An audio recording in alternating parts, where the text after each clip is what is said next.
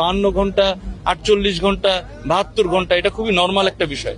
আমি চাইলেই টেকনোলজি প্রয়োগ করতে পারছি না। বিষয়টা হচ্ছে যে এই অপারেশনটা সম্পূর্ণ একটা সংবেদনশীল অপারেশন, খুবই স্পর্শকাতর। একটা বাচ্চা একটা 6 থেকে 8 ইঞ্চি একটা হোলের মধ্যে পড়ে গিয়েছে।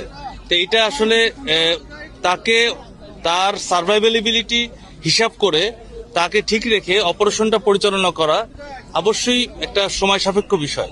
আপনি যদি ইতিহাস দেখে থাকেন, যতগুলো এরকম ধরনের অপারেশন হয়েছে, বিশ্বের এত আধুনিক কেউই এখন পর্যন্ত বের করতে পারি নাই, যেটা সুড়ঙ্গের ভিতর থেকে আপনার খুব সহজেই এরকম একটা অল্প 6 ইঞ্চি 8 ইঞ্চি ডায়ার একটা পাইপের ভিতর থেকে খুব সহজে উপর থেকে এক্সট্রাক্ট করে তাকে নিয়ে আসবে।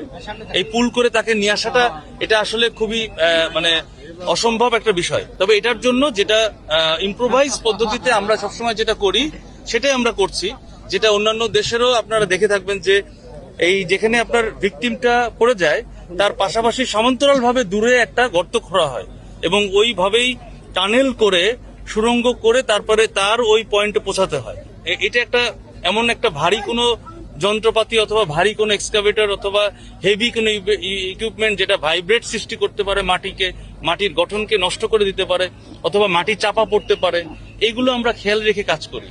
এখানে আপনার সম্পূর্ণ ইম্প্রোভাইজ পদ্ধতিতেই কাজ করতে হবে। এটা কখনোই এইভাবে করা যাবে না যে দ্রুত এক্সট্রাক্ট করে, কিন্তু ওখানে তো মাটি চাপা পড়ে আরো দুর্ঘটনা ঘটতে পারে, এখনো তো ঘটতে পারে। বাট পয়েন্ট হচ্ছে যে আমরা যেটা করতে চাই সবসময় তার ওই অক্সিজেন সাপ্লাইটা হিসাব করে, তারপরে তার সার্ভাইভেবিলিটিটাকে মাথায় রেখে কোন রকম মানে অন্যান্য ড্যামেজ থেকে আমাদেরকে রক্ষা করার জন্যই আমরা এইভাবে মানে সিস্টেমেটিক ভাবে এবং এই ধাপে ধাপে আমরা মানে আগাই।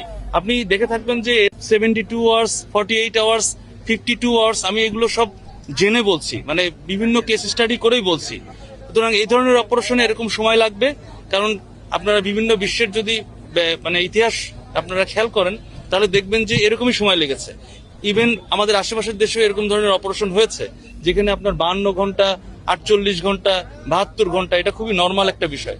তবে আপনাদের বুঝতে হবে যে এখানে আমি চাইলেই টেকনোলজি প্রয়োগ করতে পারছি না। এখানে হেভি ইকুইপমেন্ট দিয়ে আপনি দেখে থাকবেন যে অন্তত 5-7 মিটার দূর থেকে কিন্তু কাজ করতে হচ্ছে।